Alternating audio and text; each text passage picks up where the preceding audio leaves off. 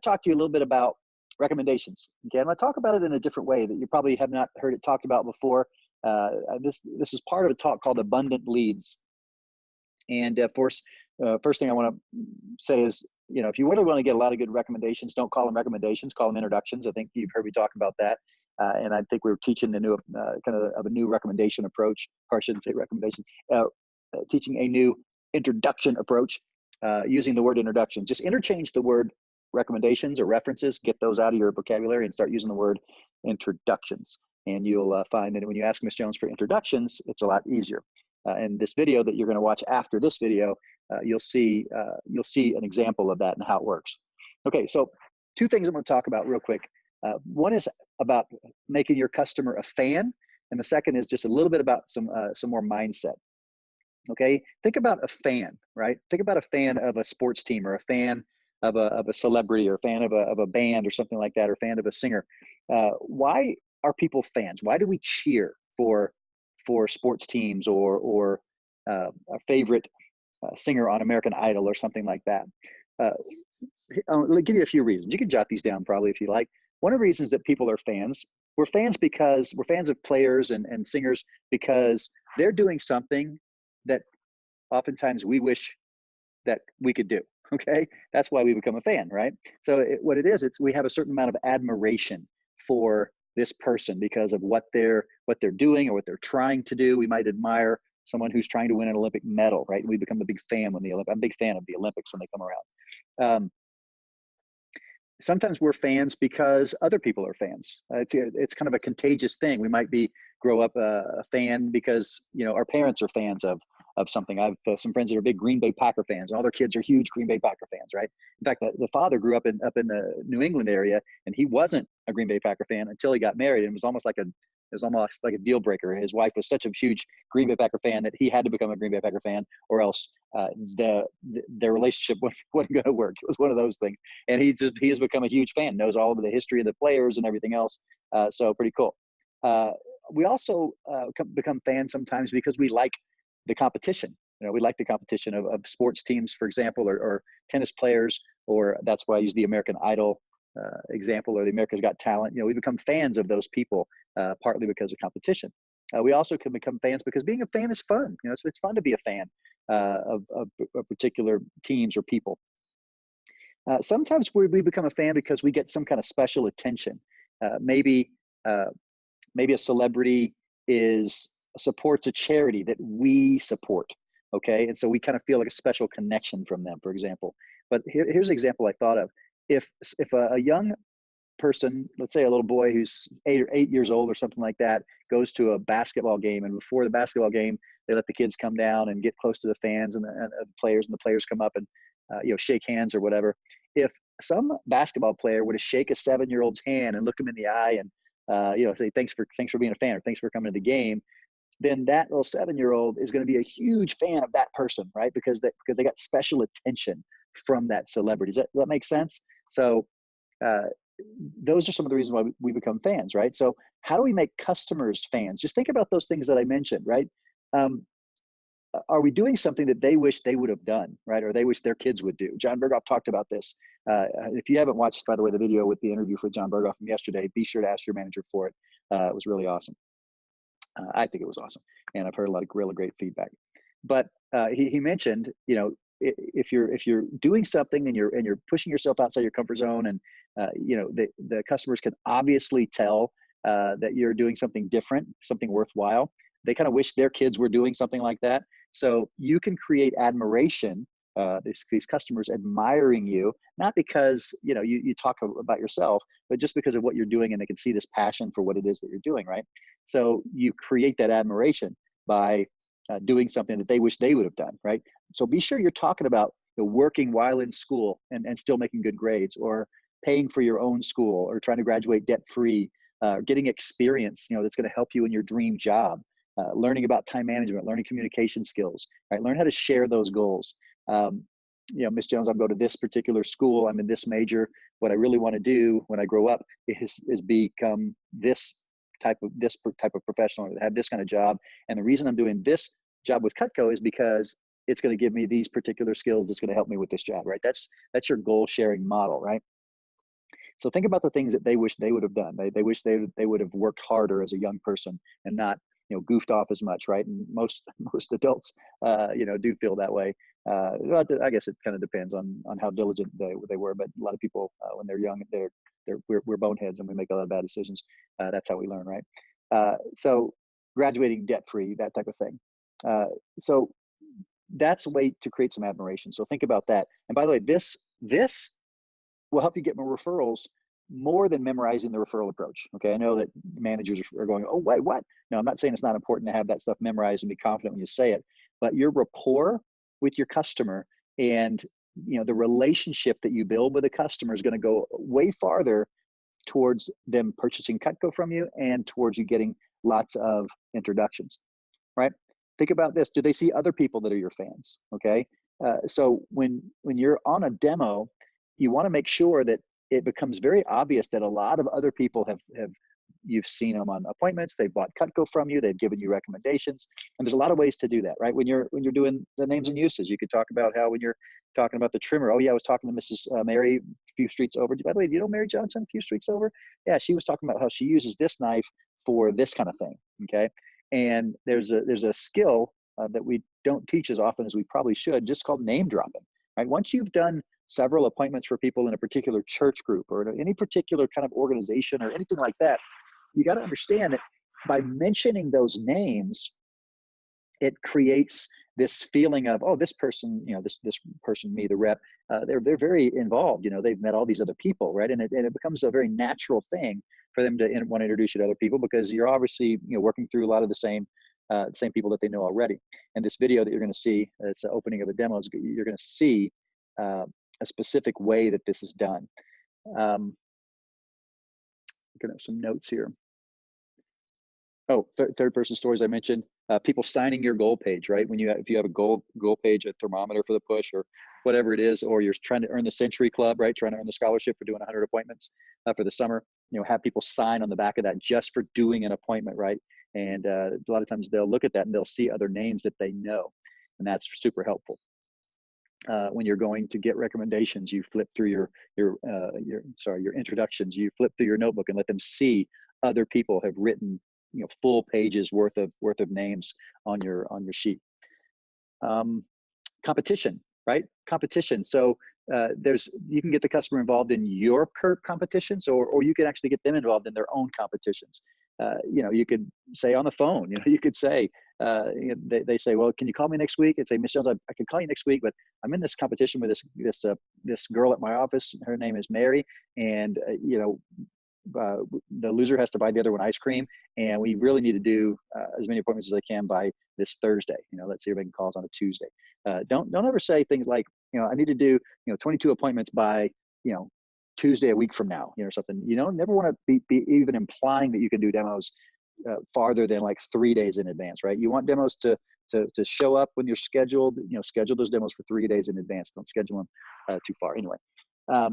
You can also give them competitions, with the most number of introductions I've got all week, Miss Jones, is 21, right? If you get 22, you'll have my record this week, right? Or my all-time record is 45, or whatever your record is, right? A lot of times getting them to beat something, or if they get to, let's say they get to 12 or 13, right? And they give you the 13. So Miss Jones, that's an odd. 13 is an odd number. I really like even numbers. Could you get just one more to get to 14, right? And then of course they're close to 15, so you get them to get the to get the peeler, and then you say, Mrs. Jones, Mary, who recommended to you, she gave me 15 also. So if you got me just one more, you could always say that you beat Mary, right? So little competitions you can do, right? Things like that. It's being a fan is fun, right? So are your customers having fun, right? Are you smiling? Are you smiling on the phone? Are you smiling when you're on the appointment? Are you having a good time? Do you have a good tone of voice? Are you making sure you're not monotone, right? Learn how to fluctuate. You got to fluctuate your voice. You got to fluctuate your volume. Sometimes you got to go softer, and sometimes you got to go louder, and sometimes you want to slow down. Miss Jones, people who own Cutco will tell you that it's 10 times better than anything they've ever used before, right? Sometimes you talk faster, sometimes you talk slower. When there's something really important that you want to say, slow down that part, right? Your pace. If you think you're talking slow, almost always you're not. right? We always feel like we're talking more slowly than it comes across to the customers. Yeah. So slow down, have good pace. Customers having fun. If you are the customers laughing on the presentations? You need to ask yourself that. If you don't think your customer's laughing, 5, 6, 7, 8, 10 times, go field training with some FSMs. Listen to the jokes that they have. Listen to the things that they do, the corny things about.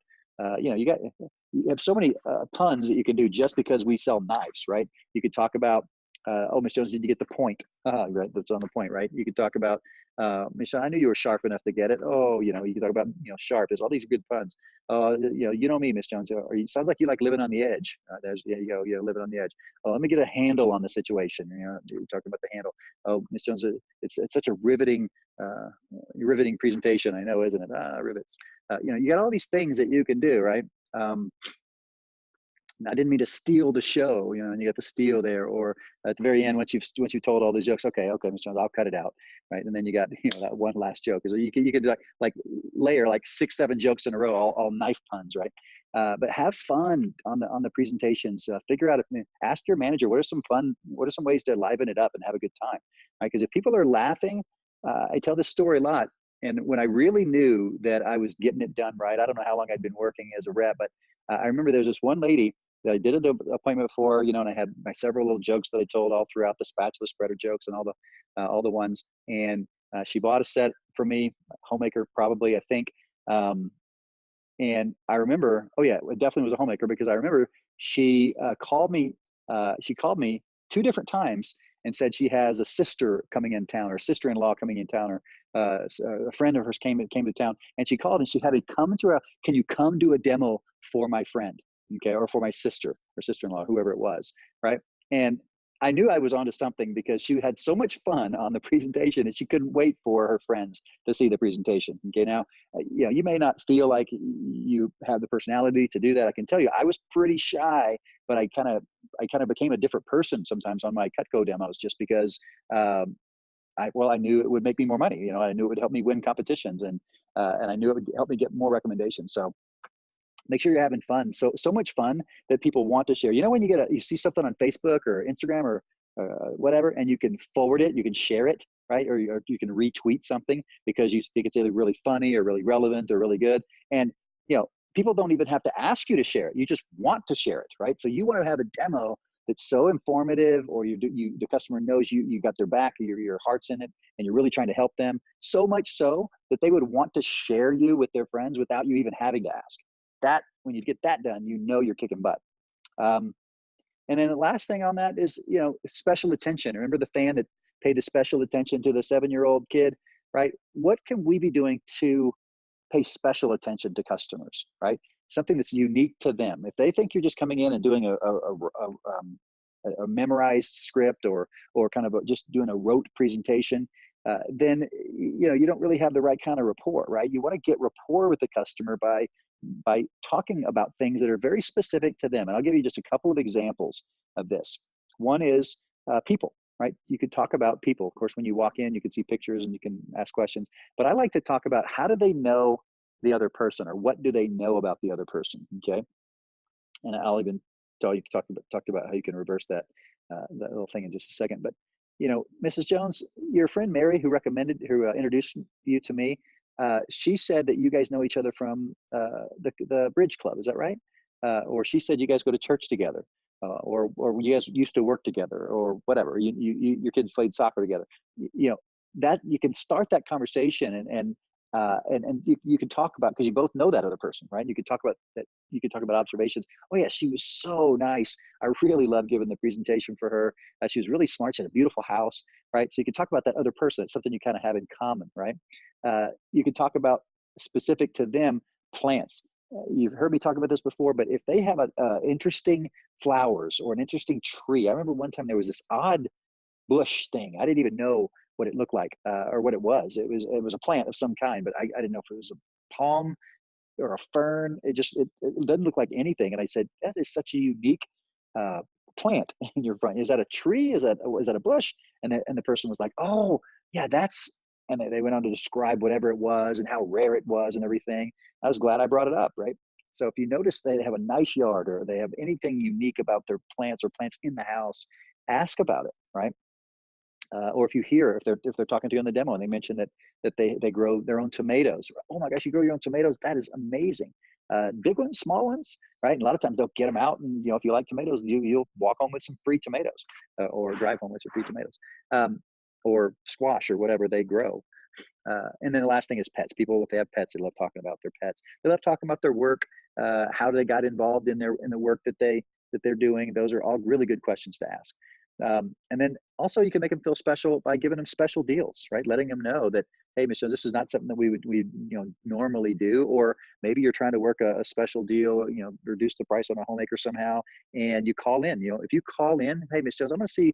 I'm going to ask my manager if I can do something. Normally we only give the one of these items for free on the homemaker set, but you're super nice, and I really want to give you as good a deal possible. I'm going to call and see if I could give you both of the kitchen tool set and the super shears for free, right? And you call in, you're giving them a special deal. And then the last thing I'll say on this is you can know something special about them, right? And how are you going to know something special about them? And I guess you could stalk them on Facebook or something, and maybe, but then it's kind of creepy. It's like, oh yeah, I looked you up on Facebook and I noticed you went to Greece last year or something. That's maybe too weird. But here's something you want to do when you get recommendations and you're qualifying them, right? You're asking the person who gave you the names, the introductions.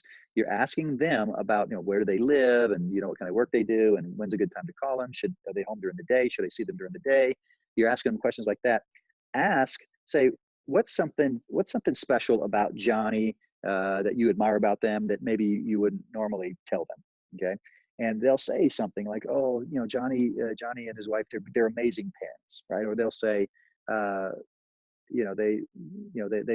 they're always helping out at the church, or something like that, right? They'll tell you something special about them, and that way you can mention that they said that. You can mention that on the telephone. That makes it really great to get appointments, right?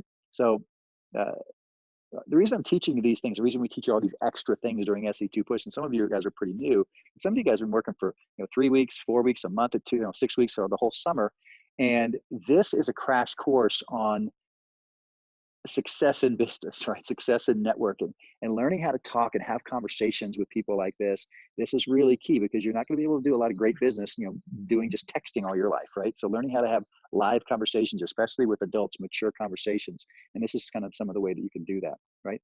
When you're talking on the phone, I was talking to your friend Mary the other day, and she said you might be able to help me out with something I'm doing. And I'm a student over here at UCLA. Something else Mary said is she said you make the best blueberry pie, right? And Mary said that, really? Yeah. She said that I should meet you just, if for nothing else, just to get your blueberry pie recipe, right?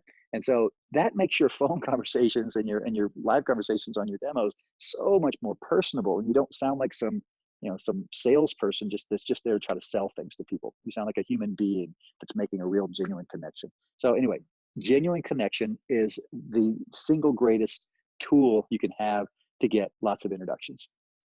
All right. I said I was going to talk about mindset, so I'll make this very brief. Listen, you need to understand what you're trying to accomplish when you're getting introductions. 1 or 2 or 3 names on a piece of paper. I mean, yeah, you might get a point with one of those. You need to have a mindset of what's your standard, like what's a lot, okay? Like phone time. If someone says I did phone time and they only made 7 calls or 9 or 10 calls even. That's not a lot of calls. 10 is not a lot, right? 10 is like the minimum possible phone wave. If someone gives you 10 introductions, that's not a lot, okay? We have many, many, many reps now because we're leveraging the scholarship for the 100 demos, and we're leveraging the scholarship for sponsors for getting introductions, and we're leveraging that peeler for 15 usually. Some people don't give the peeler at 15, okay? Some people, and by the way, you're an independent contractor. You're an independent business person. You can make whatever rules you want to make as long as you abide by your own rules. You could increase the number of recommendations that you need to get a sponsor, for example.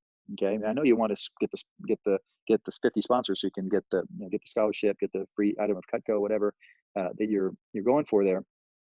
But it's really about getting the recommendation or the introductions way more than it is about the sponsorships or getting the scholarship or the free Cutco. So why not up it? Say 7. When you introduce me to 7 people, you become a sponsor. When you introduce me to 14 people, you become a double sponsor. Now, when you get to 21 people, you don't get to be a triple sponsor, but you do get this free Cutco peeler. Okay, and all I need is to get 50 total sponsors, and I get to earn the scholarship, and I can earn that as many times as I can over the course of my time with Cutco. Right, so you could increase that number and see how it works. Right, you're probably not gonna get less, but you're almost always gonna get more when you just give them different benchmarks. People have different targets, they get more. So your expectation for what's good, what's average for people who do this right, who just do the 5, 10, and the 15 for the sponsorships and the peeler at 15, we are finding that people that are doing that well are averaging 11 to 12. Okay, so 11 or 12 is about average. So don't get all fired up when you get 8. Okay, now for you, 8 might be better than what you've been getting, but you need to change that expectation to a higher number, higher set of numbers. And it's still great to get a sponsor, to get 5. I mean, five referrals. In fact, if you just got 5 introductions, you probably, with a lot of diligence on working and maybe making sure those customers send heads up to those introductions, send text message or even call them, you can probably sustain your business at a fairly even pace. But it's going to be really hard to grow your business, right? What you want to do is you want to have more recommendations, more introductions than you need, so that you can be more choosy about who to see and where to go see them. You can choose people who live in the same neighborhoods instead of driving all over creation in a particular day, right? When you've got 300 to 500 uncalled introductions, then you can pick the introductions from the people who bought the most from you. If you get introductions from someone who bought a lot, odds are they're going to be the kind of people that could probably buy a lot, right? So your mindset about how many that you expect, you just got to start increasing that. Okay, increasing that number, and you'll see a lot of success from that.